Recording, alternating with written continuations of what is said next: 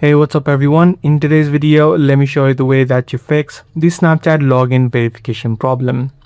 If you're not being able to verify yourself by receiving the verification code for Snapchat, the first thing that you can do in this case is try to switch the method that you receive the code. So for example, if you've been receiving the code on your phone, you can try switching it out and try to receive the code via your email address.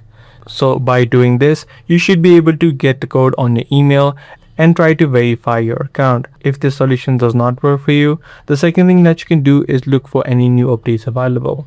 So this sort of issue sometimes also happens due to some bugs. So once you update the application, you should be good to go. So open up the Play Store or the App Store, search for Snapchat, and if you do see new updates available, make sure you tap on the update button. Once this step is complete, try to see if your icue is fixed. The other step that you can also try out apart from this is try to clear the app cache of Snapchat. So just tap and hold the app, head over to this eye icon. Once you're inside, head over to storage and then tap on the clear cache option. Now even after doing all of these steps, you're still not being able to receive the code, then you just need to wait out a few minutes before you try to receive it again, because sometimes there are server issues. So once you wait out a few minutes, you should be able to receive the code again.